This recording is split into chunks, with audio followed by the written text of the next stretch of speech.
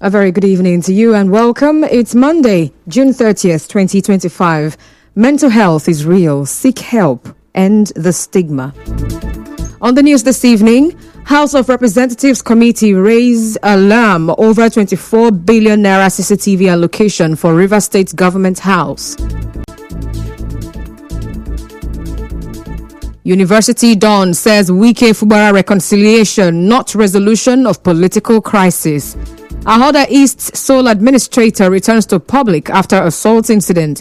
PDP holds expanded caucus meeting after police siege in Abuja. And on the foreign scene, White House accused Harvard of violating civil rights of Jewish students. I am Constance Irele Mega. We'll go on a quick break and we'll bring you the details of the news afterwards. So stay tuned.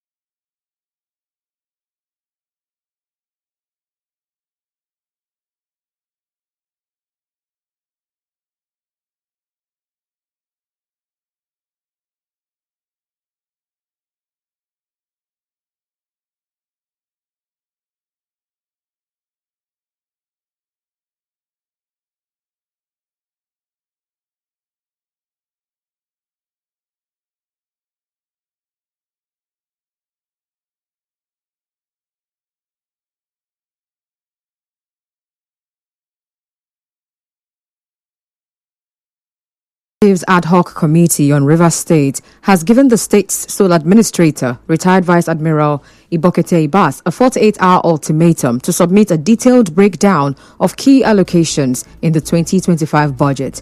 The report by the Guardian newspaper said the chairman of the committee and House Majority Leader, Mr. Julius Ihombere, issued the directive today during a budget defense session in Abuja.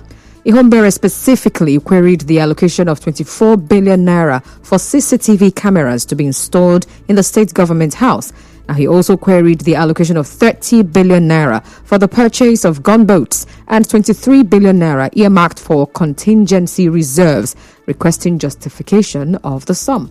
Well, the chairman said the committee also observed and questioned the allocation of state funds to existing federal projects without agreement with the federal government's refunds, among others. And he directed the administrator to submit the medium-term expenditure framework, which he said is a legal document that should precede budget presentation. He also requested details of state internally generated revenue in the last 3 months to enable the committee know the state's financial flows so they can weigh it against the deficit in the budget in terms of financing it and carrying out some of the projects. Well, he further demanded details of transfers to local governments. Well, earlier, Ibas, who was represented by the Senior Special Assistant on Strategy and Policy, Andrew Nweke, explained that the administration inherited many of the items in the budget. Nweke said the 30 billion naira earmarked for gunboats is to support security agencies in their fight against insecurity on the waterways. He also said that Rivers State is often hit by floods, insecurity, and other unforeseen natural circumstances, saying that the 23 billion naira emergency fund was to address them.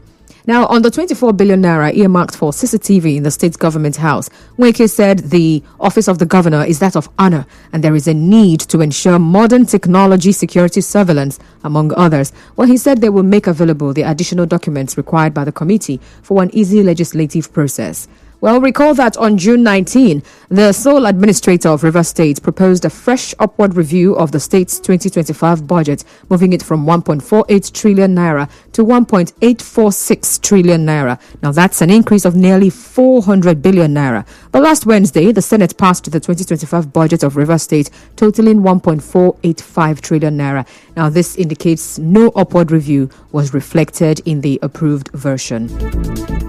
In a related development, rights activist Celestine Akpobari says the job of the state's sole administrator, retired Vice Admiral Ibokete Ibas, is over with the truce reached by warring political actors in the state. While speaking on Channels Television, Akpobari warned Ibas not to touch the Rivers State 2025 budget.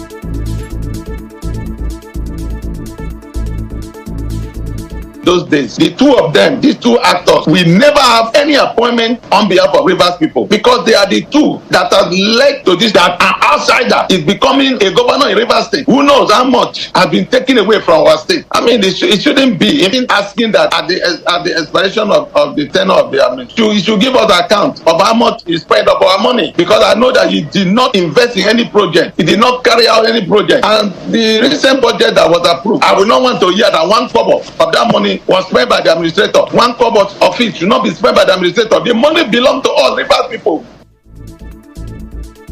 Well, Akpobari also appealed to President Bola Tinubu to immediately lift the emergency rule imposed on the state and restore Governor Fubara.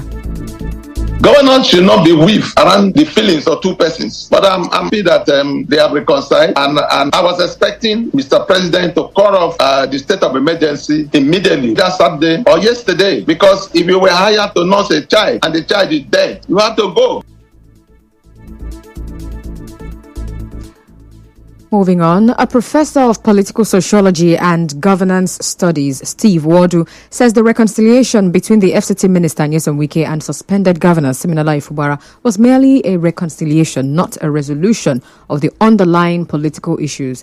Wardu of the University of Port Harcourt spoke to correspondent Soibi Oruwari. Try to make a clear distinction between reconciliation and resolving the matter. They just said that they have reconciled. What are the terms of that reconciliation? There are underlying issues that brought about this problem in Rivers State. The issue of equity in representation, the issue of rotation of political positions in Rivers State. There are certain things that are hidden. The fear of a possible domination of Rivers State politics by one ethnic group. These are the reasons why people became more interested. Well, Wardu said the reconciliation should not be seen as a private affair, but a matter of state interest. This reconciliation without proper engagement of the citizens of Rivers State, whether they are elders or even merely canvassing for opinion, is a betrayal on both sides. And even worse, if Sim Fubara goes ahead reconciling on personal grounds without knowing that he was a governor of the people, and those of us who speak, I speak purely on public interest. Well, Professor Wardu also warned of possible consequences for Governor Fubara's supporters, as many of them were not included in the reconciliation process. If Sim goes ahead to reconcile with Wike without taking into consideration that a lot of people have sacrificed support for him, that a lot of people have been intimidated and frightened, and let it be such that his supporters will not eventually be humiliated. If after that, Sim will now do things without taking into consideration that people have borne some shame on his behalf, then he is not a leader. Now, still on this, a lawyer, a political analyst, Mr. Liberos Oshoma, criticized Governor Fubara over his recent public address to supporters regarding the peace deal with the FCT minister, Wike. But I also have watched political events, and I see that no matter how irresponsible his foot soldiers are, no politician wants to publicly throw his foot soldiers under the bus. After reconciling indoor, you also need to take your team indoor and make them understand. And then, when you come out, they say, well, all issues have been resolved. Parties have, everybody, we are back to one good family. All of that will be an arrangement reached. Just the same way, whatever arrangement that Wike and the president had with him, it's still a matter of speculation. Nobody came out outside to say, yes, he has been asked to do this, everything is a matter of speculation.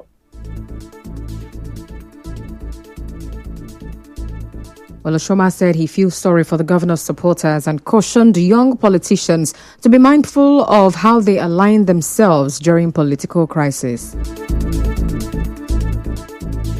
No matter the bitterness that you think you have, never cry more than the bereaved in a political fight. Because if you do, on the day when scores will be settled, you might be thrown under the bus. Let's just assume that as a face-saving mechanism, the Sibilai Fubara has come and then publicly to show to his godfather doing their bidding, he has decided to tongue lash and warn his followers publicly. I also do not think that would have been a best way to go about it.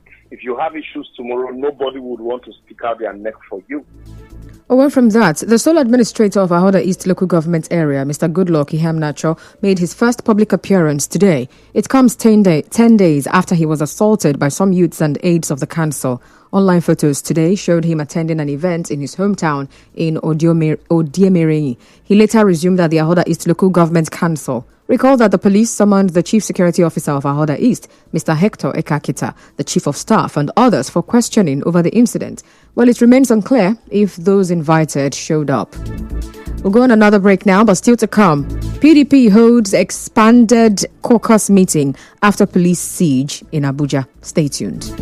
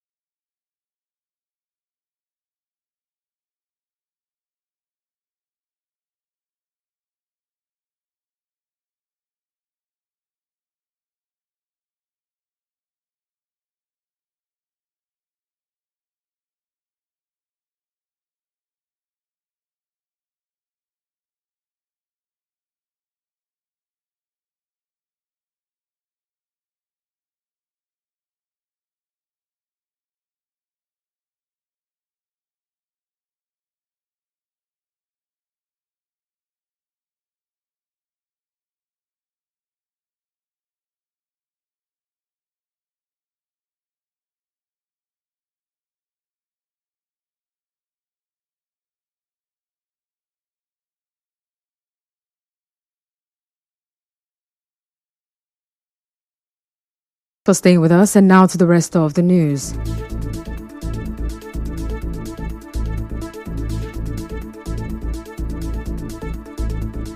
The PDP held its expanded caucus meeting at its national secretariat, Wadata Plaza, Abuja, after an earlier police takeover of the venue. Well, the expanded caucus meeting follows a closed-door meeting by the governors elected on the platform of the party at the Bauchi State Governor's Lodge in Asokoro, Abuja. Now, speaking to journalists, Bauchi State Governor Bala Mohammed described the blockade as necessary to prevent miscreants from hijacking the meeting. A political analyst with the University of Port Harcourt, Dr. Obin Nwadim, says the PDP may not recover from its ongoing internal crisis at the national level. Well, Nwadim stated this in an interview with correspondent Suibi Oruwari. Well, he was reacting to the two parallel National Working Committee meetings recently held in Abuja. And he said prolonged internal crisis has caused many Nigerians to lose faith in the PDP as a viable opposition party. I think what's happening in the PDP could be described as an aircraft that is being directed by several pilots. And if care is not taken, struggling for the control of that aircraft, they will not have a safe landing. Now, if the PDP were to be the ruling party and they were struggling in this regard, one would have said that they were struggling for power and who controls the party structure. But the PDP, as it is today, is an opposition party. 2027 elections draw near. You see them weakening themselves. Wadim added that even if the APC may have a hand in the PDP's troubles, party members must take responsibility and show real commitment to saving the party from collapse.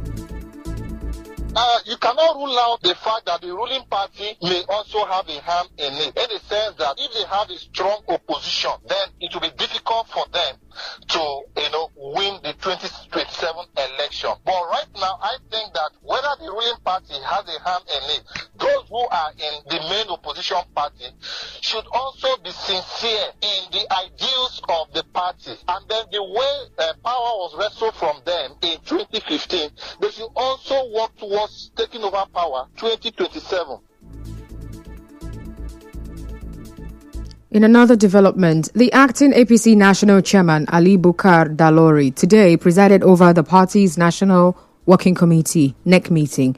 It follows the resignation of his predecessor Abdullahi Ganduje on Friday. The transition was officially announced during the NEC meeting held in Abuja. The party's National Secretary Suraj Ajibola presented Ganduje's resignation letter and moved a motion for Dalori's appointment in line with the APC constitution. In his inaugural speech, the APC acting national chairman Ali Dalori pledged transparent and inclusive leadership during the transitional period. On behalf of the entire APC family, I express my heartfelt gratitude. My appointment to this role is not a personal victory. It is a responsibility. As someone who has served faithfully within this party as a long-standing member of NWC, I assure you of my dedication to carry out this role with transparency, inclusiveness, and unity of purpose. In other news, 55 students from the College of Nursing Sciences, University of Port Harcourt Teaching Hospital, UPTH, have been awarded professional certificates in social care services following the completion of a 9-week program in the School of Social Development and Occupational Therapy. While speaking at the graduation ceremony, the chairman of UPTH Medical Advisory Committee, Professor Datonye Alastia, said the program cuts across various aspects of healthcare. We are very happy because the participants in this course are people who already have degrees. There's also a professor who graduated from this course today. Many of them have diverse backgrounds, and occupational therapy and social development is a very important area in the healthcare space. This is a very important knowledge area that cuts across various aspects of the healthcare space. So for rehabilitation, social support, social welfare, both for people who are ill and even within the society, care for the elderly. On her part, the UPTH Coordinator, School of Social Development and Occupational Therapy, Stella Derry, highlighted the key importance of social care services to humanity. The program is Professional Certificate in Social Work Interventions and Instrumentation Therapy / Social Care Services. So this is service to humanity. They have been trained to empathize with people. We have social problems all over in our country and beyond. So these are the ones that will be the voice to the voiceless, to the downtrodden, to the vulnerable ones in the society, to the paupers. They advocate for them. They'll do different interventions like rehabilitation, family reconciliation, giving helping hands to the needy. Now, some of the students also spoke. I'm not going back the same person I started this program as. There has been a huge difference in my life, and then I know how to come in to help persons who are not stable, and how it has also helped me too. I would be able to check on myself, and then I know where I am erring and how I am going to help myself to be mentally stable. We lawyers, we defend the society, but some lawyers are not aware of the medical part of the society. So when a lawyer commits medical malpractice, we lawyers, we don't really know what to do. So having a knowledge in both the medical and the law part helps us to know how to fight for clients that have been affected by medical malpractice.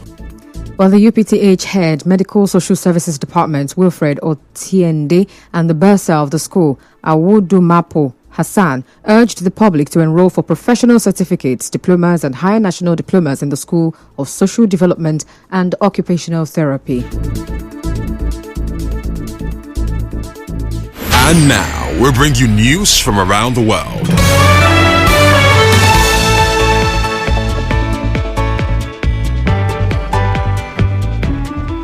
The Trump administration says that Harvard University violated civil rights laws over its treatment of Israeli and Jewish students, potentially further endangering its federal funding. In a letter sent to Harvard, the administration accused the university of deliberate indifference towards the concerns of Jewish students who felt threatened on campus.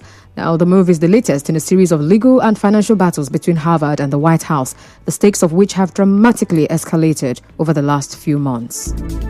Well, that's the news, but before we go, let's take a look at the highlights. On the news this evening, you heard that the House of Representatives Committee has raised an alarm over 24 billion naira CCTV allocation for River State Government House. The University Dawn says the Wike Fubara reconciliation is not a resolution of the political crisis. Ahoda East Sole administrator has returned to the public 10 days after he was assaulted. And the PDP today held its expanded caucus meeting after police earlier held a siege at the National Secretariat in Abuja. And on the foreign scene, the U.S. White House has accused Harvard of violating civil rights of Jewish students. The news was edited by Martha Okere. To reach the news team, send an SMS or WhatsApp to 0808-721-7215. I'm Constance Irele Mega. Thank you so much for listening. Good evening.